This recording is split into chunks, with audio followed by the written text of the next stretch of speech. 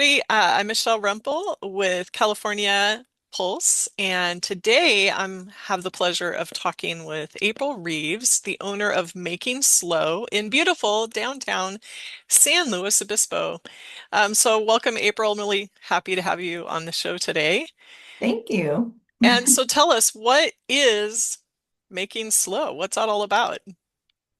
It is a retail store, like you said, downtown San Luis Obispo, and we have only locally made goods and gifts. So local art, artists, makers, crafters, a fun combination. It sounds like a fun combination. It is a fun combination. So, okay. So you have this store, it's all local folk, creators, artists, artisans. Um, how did you get started? When did you get started and how did you get started? I officially opened October of 2023, so it's been over a year and a half. And it came about, I had an idea of working with local creatives and helping small businesses. That's really the drive of opening the store, wanting to showcase pieces from local artists. And I don't remember exactly when I thought of the idea, or it just feels like it had been there for a while. And then being in San Luis Obispo, I just knew that this area, more so than any other place that I've ever been, is so supportive and just has a really cool and like unique creative community. So leaning into that and giving the community that connection with local creatives was really part of what I wanted to do. Besides helping, obviously, knowing how difficult it can be as a small business creative, like giving them those opportunities to sell their product in a unique way that wasn't being done in a year-round store. Yeah. So you work with creatives. Are you yourself a creative? I am. I actually finally kind of figured out that I'm a multi-passionate creative. Oh, nice. I love that. Multi-passionate. Which is very common for a lot of creatives. Yeah. So yes, and I've done a lot of different things over the years, but I really give a lot of credit to my mom because she fostered and encouraged exploring a lot of different things, exploring what we were interested in, and not only learning, but also doing things. So we would work on arts and crafts projects a lot. And so being able to have that experience and exposure on different mediums and then being encouraged to like say, oh yeah, I want to do this new thing and try it out and see if that's something that I really enjoy. Yeah. Yeah. That's the thing, right? About being creative is you get like that squirrel syndrome, like, oh, I gotta go try that. Oh, that's super cool. I gotta go do that, right? Yeah. Yeah, sometimes a little too much. It's what my yarn would say that's waiting for me to crochet. Right? Yeah, that's calling. All those materials are calling to you all the time. Yeah. So you feature all these creatives, and what do you feel like is the hardest part of being a creator, creative in business? Like what are some of those things that you see that are just really tough for people to Ooh, do, you know? I feel like the number one, almost every every creative that I talk to tells me, I just want to create. I don't want to do the business side. It's Yes. like one of the top things. Yeah. So a lot of the things that have to do with business, like keeping track of where your sales are coming from, like analyzing data, doing the bookkeeping, doing the taxes, all of that. all of the paperwork type of things using a spreadsheet. So uh, for me, I also had a unique opportunity growing up because I started my first small business at 16, Oh, wow. and my dad used to do bookkeeping and tax for a business. And so he taught me how to do my own taxes Nice. when I had that business. So, and I did for many years with other businesses as well. So I did have more of a foundation than some might have in knowing what to track, paying attention to numbers. Not to say that I'm 100% perfect with that. I still have the stacks of receipts that I have to sort through. Yeah. So, but I'm thankful that I had that background as well Yeah. to counter the, enjoying creating, but also understanding that it's important to do back end business things as well. So one of the things that I noticed, like on your website or in descriptions about your business, is that of course, you're passionate about supporting creative people, Mhm. with selling their stuff, right? But Yeah. also you're passionate about supporting them, and you kind of touch on this, but supporting them in other ways. Right. How do you support the folks that bring their pieces to your store to their stuff to your store? What are Right. other ways that you support them?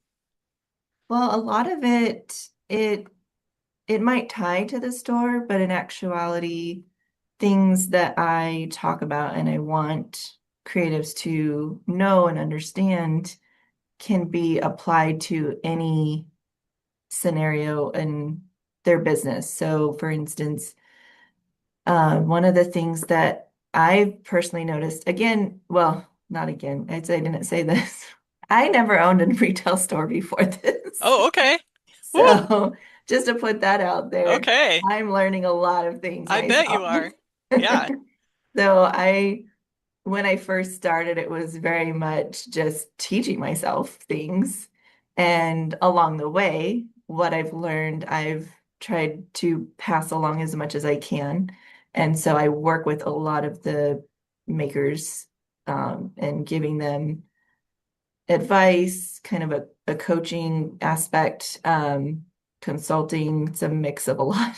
And it's really just those tips and can be about general marketing, the 80/20 rule. Tagging your products is something that is like you would think it's just very simple level, but a lot don't have that, and they may not be used to that because they've been selling at markets. And at markets, you're there to talk to your customer face Right. to face. Yeah. But if you have your products in a store, you really need to find ways for your product to speak for you and to speak for itself. So understanding how that works in that environment will also help in other environments as well. So like if you have things more clearly labeled, if you have your logo and your contact information, not just a business card, I would say, attached to your product so that when people buy it, at a market or at a store, they can then contact you. We've had several instances where people will contact the maker directly and order custom products or order other things, Yeah. So I want that to be, it's just one tool. It's just one sales avenue being in the store, but really business principles can be used across the board and understanding how customers interact with your products can help in, any scenario. Yeah. And do you have like other people in your support network that kind of like in your back pocket? So if a maker is going, oh man, I'm having such a hard time with bookkeeping, do you say, I got a guy or I got a girl? Or do you have that kind of list or? I'm working on that. I do have several that I've recommended or, passed on information for I actually just did a webinar with a bookkeeper. Oh, cool. So Nancy Schilder with Right. Yeah. Schilder Yeah. Bookkeeping. So we went over a lot of questions that creatives would have and like the Schedule C categories. So that's something that I feel like is an important part of the education process and like having business resources and tools. So yes, I'm constantly looking for those contacts and having people to be able to say, oh, hey, like so and so can help you with this. I've done a lot of different things. So in several instances, if they have questions about something or need to do some kind of hands-on, like making a tag, for instance, for your products, like I know how to do that. So like I can help you with that. Oh, that's cool. Yeah, that helps a lot. Mhm. So I've seen in some of the marketing about you and on your website that there is often a person standing next to you in these photos. Is this someone who's integral in making slow or Very much, yeah. My husband, and we're actually going to be celebrating our 20th wedding anniversary oh, in November. congrats. Awesome. So, yeah, so we've been through quite a bit over the years, whether that was in our own relationship, but also like doing businesses together. And thankfully, he helps me quite a bit without getting paid. Right now, he's the one paying our bills. He's a web developer, so he has a remote job that allows him to help. He mainly helps me on the weekend, so you might see him at the store on the weekend days to give me a little bit of break, and then with like our website and other things, usually Yeah. like the tech stuff. Yes. Yes. Cool. So he's a very big help for me. Yeah. I'm a creative too, and so my husband is often seen schlepping the tent and tables and so on to, various shows and festivals around and Yep. yes, he's very lowly paid for all of the work that he, puts in to do all of that. So yeah, it's Right. kind of funny. So how did you select the space that you're in? Was that a hard process or did it kind of speak to you or It's pretty interesting. For one thing, I did want to have the store on Higuera because that's really where a lot of the foot traffic was. right? And is um when I was considering this idea, basically just walked up and down all of the streets in downtown to check and just kind of like look to see what was available, kind of get the vibe check of like different streets.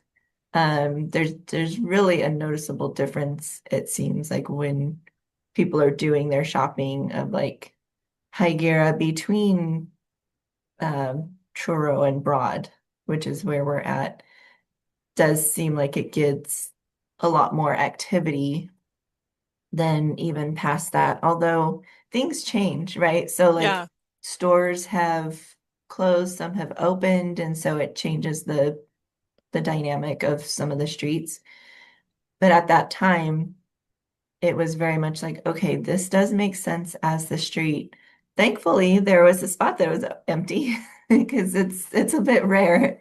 And we knew what had been there. It used to be a jewelry store, Marshall's Jewelry, right, right. but they had closed a while back and it had been a couple of things briefly.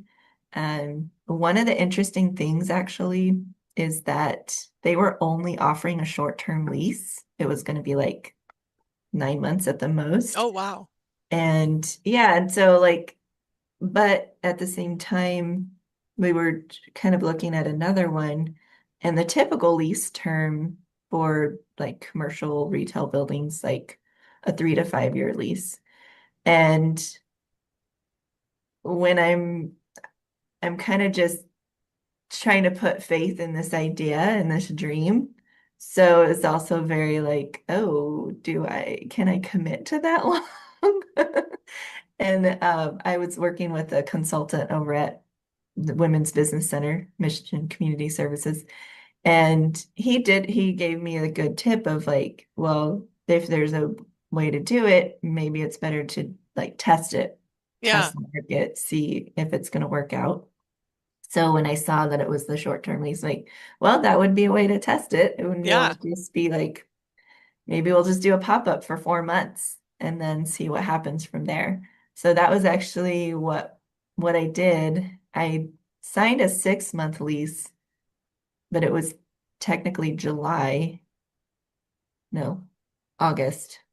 And do the math here. We spent about a month and a half getting it Oh, ready. I'm sure. Yeah. Um, And that was the other part of it. Thankfully, that space has built-ins and had carpet and a chandelier. So like it wasn't like a huge build out, which is also Yeah. good because if you're planning on not being there very long, you don't want to invest a huge, amount of money. Yeah. Um, so so it's like, okay, let's see.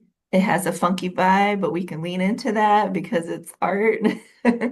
Later on, we actually learned a lot more about the space and that the owner of Marshall's for a good chunk of time was Clifford Chapman and just connected to the Chapman estate Right. Yeah. in Pismo Shell Beach. Yeah. Shell Beach. Yeah. Um, and yeah, unbeknownst to us at the time, he was very into supporting the arts. And so it was like, oh, that's perfect. You're continuing on a little bit of that. So being able to see like, okay, this space could work. It's short term. Let's try it out. And then, technically our lease ended, but we're like, okay, I guess we'll continue. People seem to like it. Let's just see how long we'll stay. And they were offering a short-term lease because they wanted to work on the building.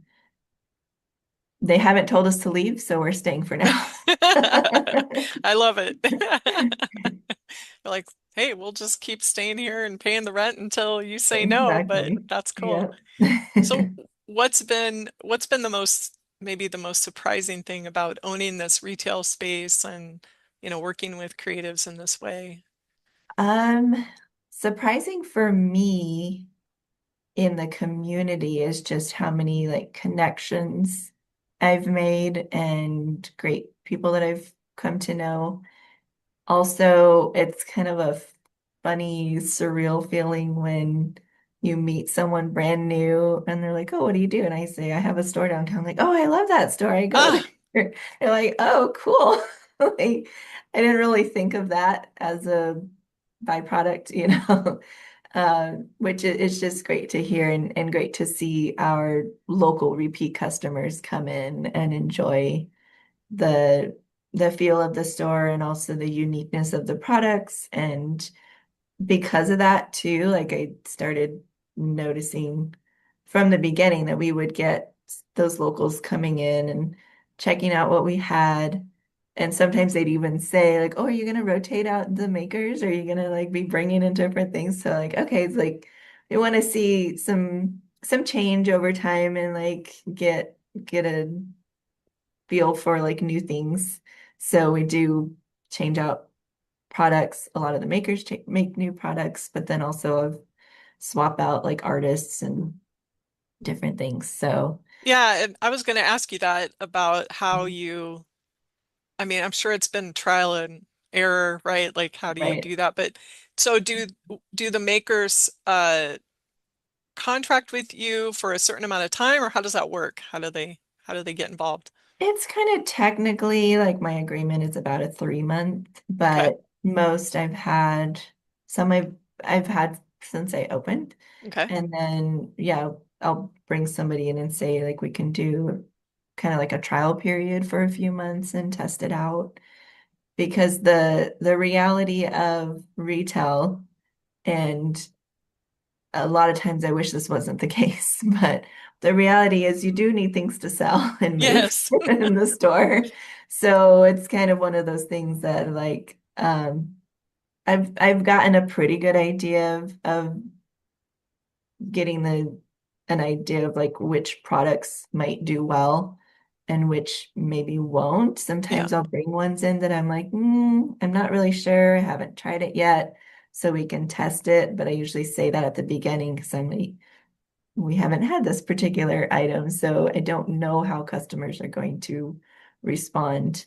And it very well can be the time of year, Right. which does make a difference. So I'm trying to purposefully bring in pieces that make sense with the seasons or the time of year that's appropriate. So having that in mind, and frequently checking the sales report, it does come down to numbers a lot of times. Yeah. So Yeah.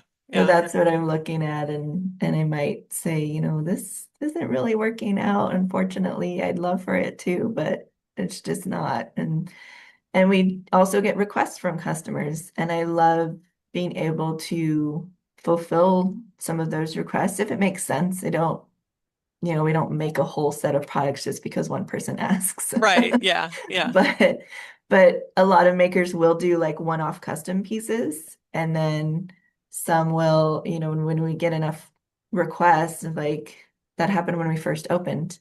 I had bigger things and I thought I would probably lean into a little more home decor things or just other kind of randomly made um pieces, and we got so many requests for souvenir type of items. Oh, They're like, do okay. you have any magnets? I'm like, nope, but I can see who does magnets. And then they're like, do you have any postcards? Like, okay, yeah, like let's add more postcards. Do you have, pins? It just started kind of growing from there. So a lot of the things we have now actually were part of collecting that data and getting information and feedback from the community. And I want it to be a a responsive store to the community. Yeah. So if someone comes in and wants to see something, in particular, and we get multiple requests, I'm like, okay, that's what the community is asking for. So Yeah. we're makers, we can Yeah. make it. We'll make it. Well, and I'm sure that's got to be kind of a balance you always have to strive for, appealing to out of towners, right? You got your tourists coming Mhm. in, and then Yeah. like you mentioned, you have a lot of repeat customers of local people, which I think is really, really cool. Hmm. And so they might not be shopping for the souvenir stuff, but they're looking at their favorite makers or yeah, so Right. that's a really cool, Exactly. opportunity and we don't always have tourists in San Luis Obispo. I mean, we always have tourists, but there are certainly waves, right, of Right. tourists Yeah. season. So yeah, that's And cool. well, one of the other surprising things to me is that I always kind of thought, okay, there's two groups. There's the tourists that come through, and they might want something that says San Luis Obispo on it. And then there's the locals, and they want some unique things that are produced by local makers. But part of that, a lot of locals actually do enjoy having things that say San Luis Obispo on it. So that's Yeah. one thing. And there's actually another category, Oh, which really? is locals buying things from the area to give to people in other areas. So I'll frequently have someone come in that's like, I'm about to take a trip and I want to take my friends or family, or just like going on a cruise and we have to give gifts. So I want something with poppy on it, with California on it, with slow on it, so. Yeah. That's actually another kind of group that I learned. I'm like, oh, okay, that makes sense. Yeah. Oh, that's good. What's something really unexpected? I mean, you kind of mentioned that's kind of surprising. Is there anything that's been really unexpected that's resulted of this new endeavor? It might be that I got back into creating more. So when I first opened, I've gone through different yeah, different, I guess, thought processes throughout this. And I'm a big believer in learning and adjusting, evolving, changing, like you figure out what you need to do to, continue in the direction, um, while staying true to just the core values and what the ultimate goal is. So when I first opened, it was a mixture of there was a ton of time that I had to spend working and communicating with everyone. Still is a lot of time. I'm sure. Coordinating everything and inventorying and labeling and displaying and there's all of those things. Like the constant upkeep that a retail store takes Yeah. can be quite exhausting that I've learned. However, I did miss making some of my own things and designing. At first, I really was holding back because time, but also I wanted to let makers shine and didn't want to detract from that. Yeah. And then I did start realizing that as people were requesting things, and some makers maybe weren't set up to just like do a whole new line of products. Everything is on consignment, so it is up to them to invest their time and resources to be able to produce something, and then maybe it doesn't sell. I don't know. Yeah. I can't guarantee that if somebody requests, if we get multiple requests for something, that it's just going to be selling automatically, Right. even though Yeah. you would think it would. But so I'd have some that were able to like, oh yeah, I'll do that, I'll do that. And then it also was like, well, we have so many requests for things. Maybe I need to just start filling some of these gaps. So I started working on some of my own designs. I commissioned one of our artist makers, she's illustrator, that does designs because people were asking for vintage style travel Oh, art cool. and a description. So I went to her and was like, hey, I'd like for you to create this piece of art. This is what I want it to have included. So we worked on the design and revisions and all that. And that's been a really popular piece. So we got the rights to it and I make products based on that. And then I've done my own designs. My husband's done some designs, and then we create products based on that. I did end up investing in equipment to be able to make some things that was brand new. So I'd never done sublimation, which Oh, is okay. That's what I was wondering. Yeah. that's the craft that I'm doing. I had never done it before. I actually only learned about it because of the store. Yeah. And I'm like, that's super cool. Okay. And so, Yeah.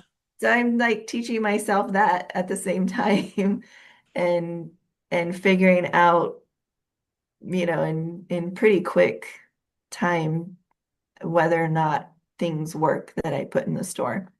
And then I've slowly am dipping my toe in the water of wholesale that I haven't actually done. So what finally kind of pushed me to that, besides the fact that I wanted to provide some of the things that customers were asking for. And also, I realized I needed another revenue stream Yeah. myself. Yeah. Um, but also, I feel very strongly in walking the walk, not just talking the talk. Yeah. So Yeah. if I'm giving advice and, saying like, oh, these are the things to do with your products, if I'm doing products myself Yeah. and going through those steps and understanding from the maker's perspective and then saying, oh, yeah, like I've dealt with that. This is how you can do it. Then I feel like that is also very important knowledge to have. That makes So, a lot of sense. I mean, I'm sure you've probably worked out a couple of kinks just by, being your own maker, right? And figuring out, exactly. oh, I could really streamline that process. So, Yep. well, I am really, really excited, to see your continued success. You Oh, didn't shoot. hear the whole All right. question. Okay. So, cheers to continued success of Making Slow. How can people find you or inquire about being a maker in your store, etc.? Yeah. Well, we're at makingslo.com. Obviously, the store is 751 Higuera, although there is no number on the building. It is at Higuera and Garden. It's the one with the big gates. Most people know the building. Yeah, it is different. Yeah.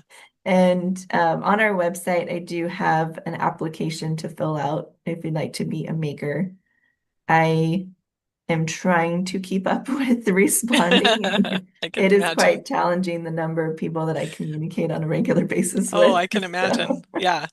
so I have a bit of a wait list as far as makers wanting to come into the store, and I'm still, like I said, I base it on learning what's happening in the store. So I'm trying to figure out the right ones to bring in at the right time. So Yeah.